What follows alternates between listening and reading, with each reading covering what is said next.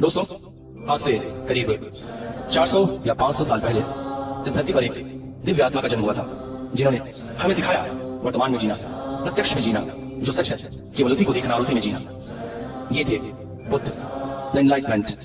और बुद्ध की इन शिक्षाओं को वर्तमान परिप्रेक्ष्य में अपने जीवन में कैसे इस्तेमाल करें, ये बताने के लिए आपके पास हम लेकर आते हैं बुद्ध द एनलाइटमेंट के वीडियो। कृपया इन वीडियो को देखें और लाइक करें। हम आशा करते हैं आपके जीवन में बुद्ध की एनलाइटमेंट अवश्य आएगी और आपका जीवन सुखमय हो जाएगा। नमो बुद्धाय। दोस्तों, आज हम बात करेंगे अपने विचारों की। अपने आप को सुखी बनाने की चाहत इस संसार में हर व्यक्ति की होती है, मगर कई बार हमारे जीवन की परिस्थितियां ऐसी होती है कि लाख मेहनत करने के बाद भी हमें सफलता नहीं मिलती है। मगर ऐसा क्यों, और ऐसा क्या है जिसके द्वारा हम वास्तविक सफलता को प्राप्त कर सकते हैं?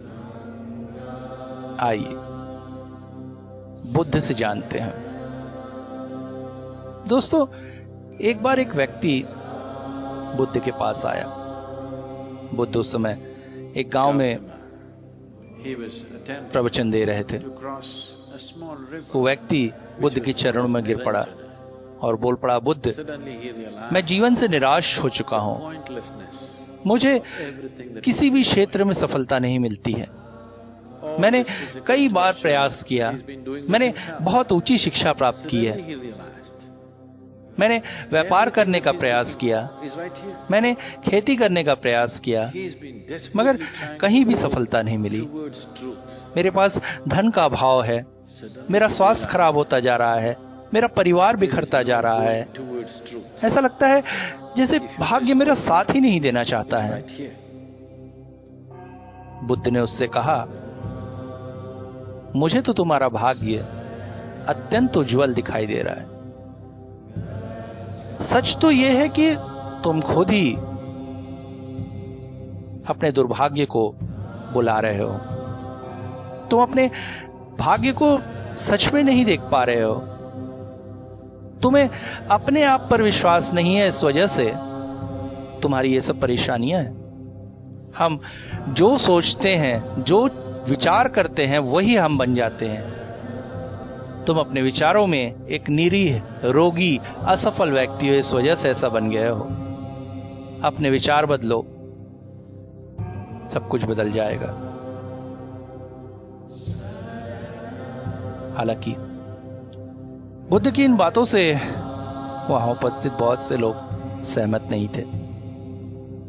हम भी शायद बुद्ध की इन बातों से सहमत ना हो। ऐसे ही उस गांव में एक व्यक्ति था जो बहुत चतुर था। उसने ठान लिया कि बुद्ध को गलत सिद्ध करके दिखाएगा।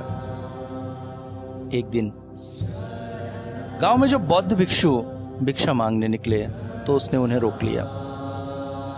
वो उनसे कहने लगा कि क्यों बुद्ध की भटकाने वाली बातों में आते हो? आप लोग तो मुझे ज्ञानवान दिखाई देते हो। तो समझो किस तरह से बुद्ध आप लोगों को भटका रहा है। भिक्षुओं ने कहा कि वो किस बात पर इतना रुष्ट है।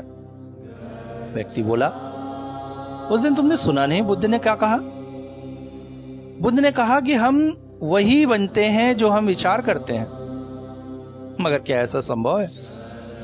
क्या मैं अगर रोज सवेरे उठकर यह सोचूं कि मुझे धनी बनना है, मुझे धनी बनना है, तो क्या आसमान से पैसा बरसेगा? क्या मैं सचमुच इस गांव का सबसे धनी व्यक्ति बन जाऊंगा? असंभव है, क्योंकि ऐसा तो हर गरीब सोचता है। हर भूखा सोचता है कि उसे अच्छा खाना मिले, बहुत प्यारा भोजन मिले, मगर मिलता क्या है? वही रूखा सूखा भोजन। हर रोगी सोचता है कि वो जल्दी से स्वस्थ हो जाए, उठकर दौड़ने लगे, मगर मिलता क्या है? और भी बीमारी, मृत्यु। तो बुद्ध की ये सारी बातें तो व्यर्थ ही है ना? बौद्ध भिक्षुओं ने कहा, इसके लिए तुम्हें बुद्ध से प्रश्न करने की जरूरत नहीं है।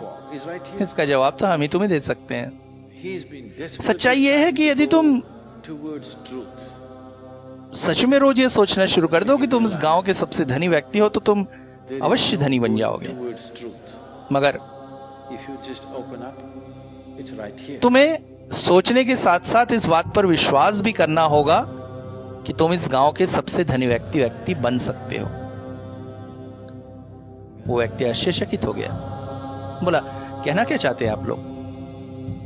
भिक्षु बोले तुम ये तो सोचते हो कि तुम इस गांव के सबसे धनी व्यक्ति बनना चाहते हो, मगर तुम्हें इस बात का विश्वास नहीं होता है कि तुम ऐसे हो सकते हो। हमारे जीवन में दो चीजें होती है, एक सोच, एक विचार। हम अक्सर इन दोनों चीजों को एक ही समझ लेते हैं, मगर दोनों में एक सूक्ष्म अंतर है। सोच किसी बात के बारे में सोचती है, मगर विचार सोचने के साथ साथ उस बात पर विश्वास भी करता है। और जब तक हमें उस बात पर विश्वास नहीं होगा तब तक वो बात किसी भी तरह से सत्य नहीं हो पाएगी। जैसे एक गरीब व्यक्ति सोचता तो है कि वो बहुत सारा धन कमाएगा, मगर उसे इस बात का विश्वास नहीं होता है कि वो धन कमा सकता है। एक भूखा सोचता तो है कि उसे अच्छा अच्छा खाना मिलेगा, मगर उसे इस बात का विश्वास नहीं होता है कि वो खाना उसे मिल सकता है। वो बस सोचकर ही संतुष्ट हो जाता है कि उसे अच्छा खाना मिलेगा, मगर जो मिलता है उसे खाते हुए सोचता है शायद यही मेरी किस्मत है।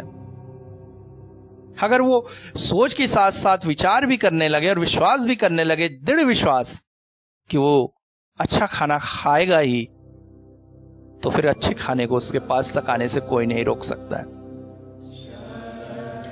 उदाहरण के तौर पर भिक्षुओं ने कहा कि मान लो तुम्हें अंधेरे से डर लगता है।